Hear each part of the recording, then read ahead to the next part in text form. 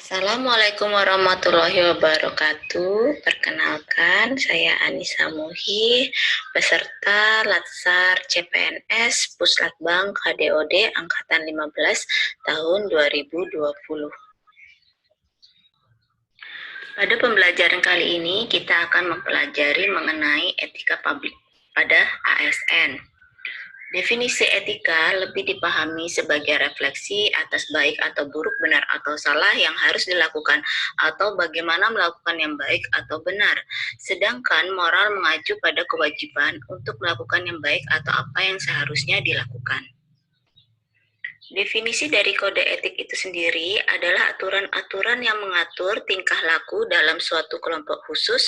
Sudut pandangnya hanya ditujukan pada hal-hal prinsip dalam bentuk ketentuan tertulis.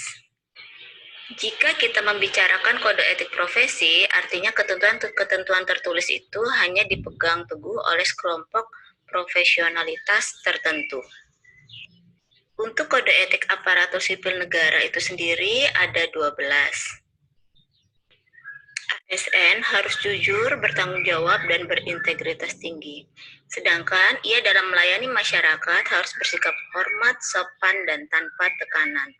Kemudian ASN juga harus mampu menjaga kerahasiaan serta tidak menyalahgunakan kekuasaannya. ASN juga diharapkan dapat menggunakan kekayaan dan barang milik negara secara bertanggung jawab, efektif, dan efisien. Sehingga kita harus memegang teguh nilai dasar ASN dan selalu menjaga reputasi dan integritas ASN. Semua ini telah diatur pada Undang-Undang ASN. Sebagai ASN, kita melaksanakan fungsi kita yaitu sebagai pelayan publik. Pelayanan publik yang kita lakukan diharapkan memiliki etika publik. Etika publik itu sendiri memiliki definisi suatu refleksi tentang standar atau norma yang menentukan baik atau buruk, benar atau salah perilaku, tindakan, dan keputusan untuk mengarahkan kebijakan publik dalam rangka menjalankan tanggung jawab pelayanan publik. Ada 3 fokus utama dalam pelayanan publik, yakni pertama, pelayanan publik yang berkualitas dan relevan. 2, sisi dimensi reflektif, artinya etika publik berfungsi sebagai bantuan dalam menimbang pilihan sarana kebijakan publik dan alat evaluasi. Ketiga, modalitas etika, menjembatani antara norma moral dan tindakan faktual. Pada prinsipnya ada 3 dimensi etika publik. Yang pertama, dimensi kualitas pelayanan publik. Artinya, etika publik menekankan pada aspek nilai dan norma serta prinsip moral sehingga etika publik membentuk integritas pelayanan publik. Yang kedua, dimensi modalitas. Unsur-unsur modalitas dalam etika publik yaitu adanya akuntabilitas, transparansi, dan netralitas. Sedangkan dimensi ketiga adalah dimensi tindakan integritas publik. Artinya, integritas publik juga dimaksudkan kualitas dari pejabat publik yang sesuai dengan nilai, standar, aturan moral yang diterima oleh masyarakat.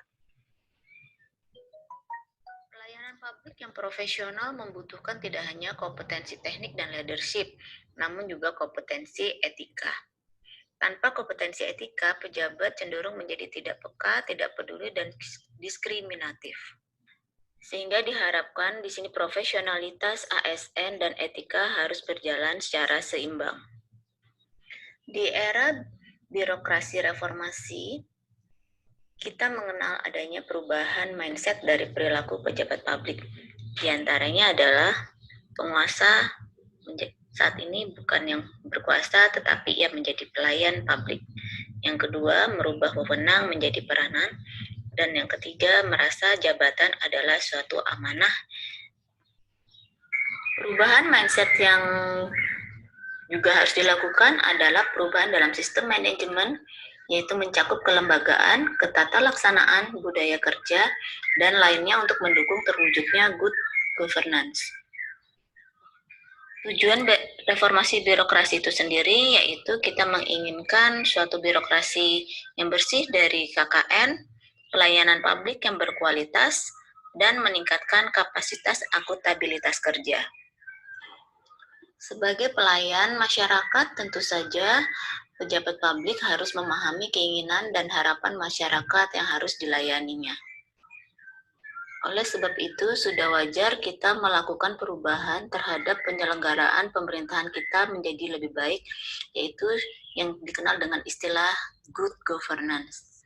Good governance mengandung makna pertama, nilai-nilai yang menjunjung tinggi keinginan atau kehendak masyarakat dalam pencapaian tujuan nasional.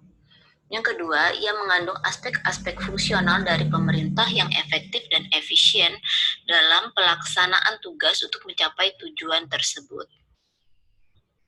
Untuk mewujudkan efektivitas dan efisiensi pembangunan dan pelayanan publik, para pejabat publik harus dapat merealisasikan prinsip-prinsip akuntabilitas, transparansi, kesetaraan, dan profesionalitas.